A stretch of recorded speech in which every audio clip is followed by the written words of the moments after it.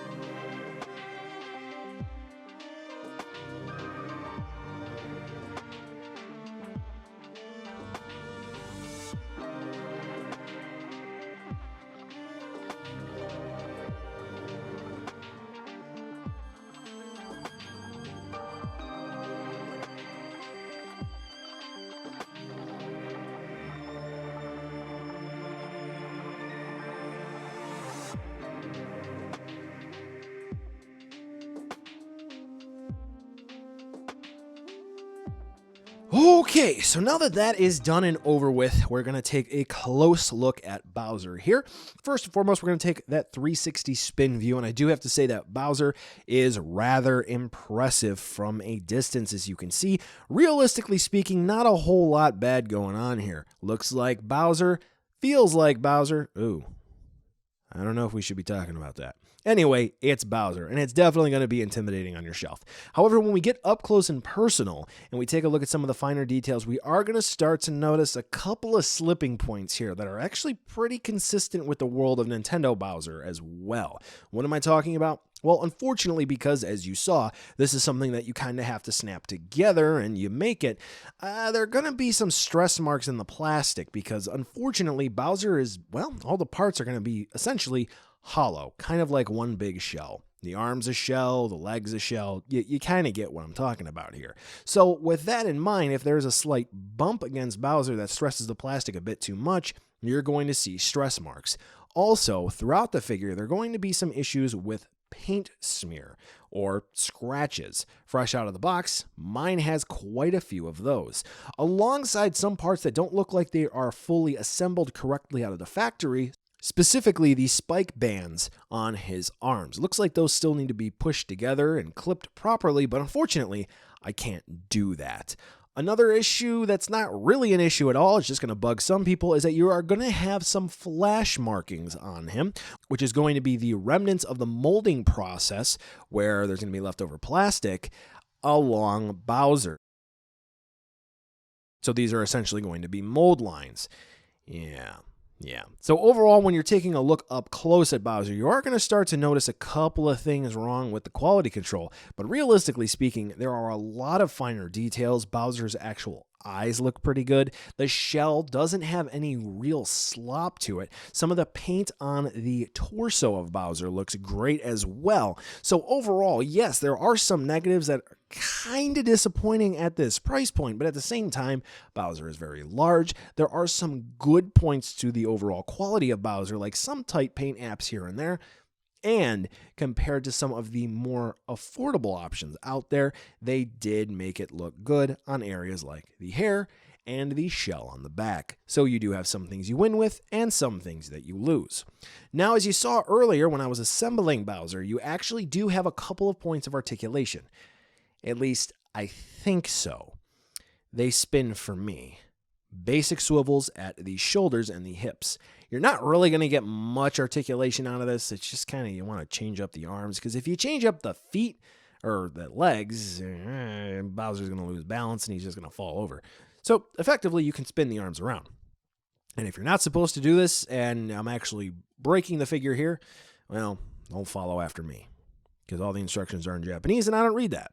Anyway, we're going to go ahead and move right on over to the size comparison, so this way you can see exactly how big this Bowser is, in case for some reason you don't know or can't comprehend how big 30 centimeters is. That's kind of one of the reasons why I don't really bring a ruler on screen, because, yeah, okay, I can tell you something is like, let's say 12 inches tall, but you're probably going to be able to comprehend how big something is if I put it next to a World of Nintendo Mario figure, because you can look on your shelf, see how big the Mario is, and go, oh, Bowser's about that big.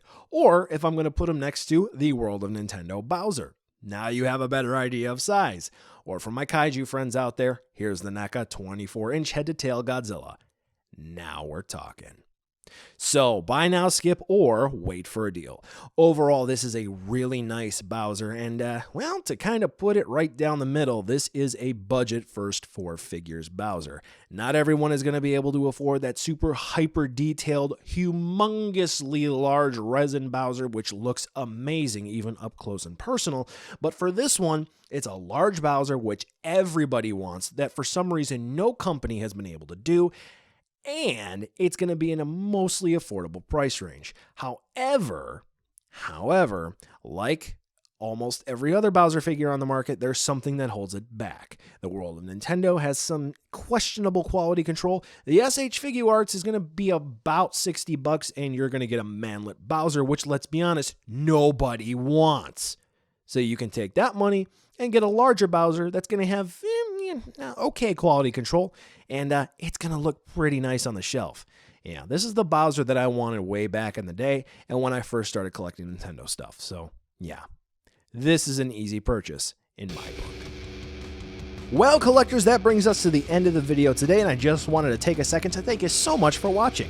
Now you've heard a lot from me, I'd like to hear a little bit from you. Drop in the comments down below whether or not you liked it, you hated it, or maybe you were somewhere in between. I also want to take an extra second here for a nice, humongous thank you to all the patrons for STR over the last month who have really helped the channel grow into what it can be today. So to all of you, 2 big thumbs up. Thank you very much. And now the end card should be popping up, which will give you a few clickable links, like maybe to subscribe or head on over to my Patreon, or some short URLs like to my social media or to my Teespring store. There's also a video I hand-selected for you, so if you want to watch another STR video, I hand-selected some good content for you to watch, so definitely check out that video. Thank you again so much for watching, and I'll catch ya in the next video.